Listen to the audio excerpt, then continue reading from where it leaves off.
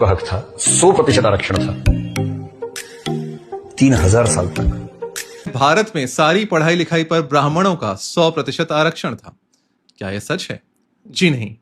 भारत में ब्राह्मणों के अतिरिक्त भी अनेक जातियों और वर्गों में पढ़ाई लिखाई की परंपरा रही है।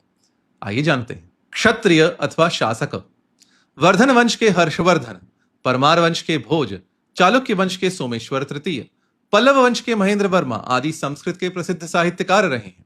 महाराष्ट्री प्राकृत में सातवाहन वंश के हाल, कन्नड़ा में राष्ट्रकूट वंश के अमोघ वर्ष प्रथम, तेलुगु में विजयनगर के कृष्णदेवराय विश्रुत हैं। गोंडल के राजा भगवत सिंह जी ने गुजराती में भगवत गोमंडल नामक विश्वकोश लिखा था। वैश्य।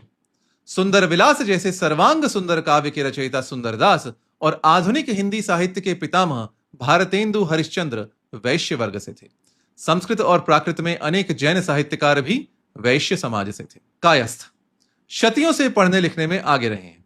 10वीं शती के हलायुध कोश में कायस्थ शब्द को लेखक और लिपिकर का पर्याय बताया गया है। कायस्थ समाज ने एक लिपि भी बनाई थी जिसका नाम था कैथी। मध्यकाल के अनेक प्रशासनिक लेख कैथी लिपि में हैं। शूद्र। अमरु शतक के कर्ता अमरु अथवा अमरुक, काटय वेमा रेड्डी, कुमारगिरी, कोमटी वेमा, तेजा सिंह, शंकर पारशव, अच्युत पिशारटी, राधाकांत देव, श्री नारायण गुरु आदि अनेक संस्कृत साहित्यकार शूद्र वर्ग से थे। अन्य भारतीय भाषाओं में भी शूद्र वर्ग से अनेक कवि और साहित्यकार हुए हैं। लिंगायत।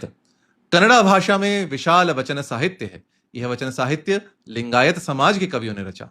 रचने वालों में अक्का महादेवी जैसी स्त्रियां भी हैं। बौद्ध।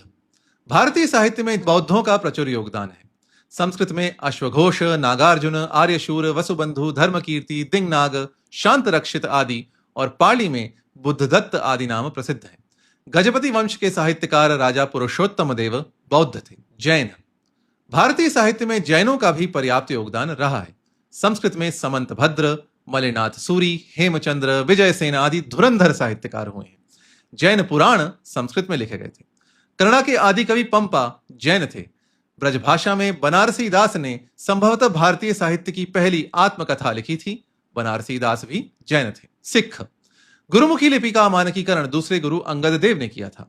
5वें गुरु अर्जुन देव ने आदि ग्रंथ का संकलन किया था और 2 सहस्र से अधिक पद रचे थे। सिख साहित्य भी विशाल है। स्त्रियां। गंगा देवी ने संस्कृत में मधुरा विजय महाकाव्य की रचना की थी। संस्कृत में दसियों और अन्य भारतीय भाषाओं में सैकड़ों अथवा सहस्रों कवयित्रियां और साहित्यकर्त्रियां हो चुकी हैं। इसके अतिरिक्त भारत में मुसलमान, ईसाई, पारसी आदि भी शतियों से पढ़ते लिखते रहे हैं। यह कथन सच से कोसों दूर है।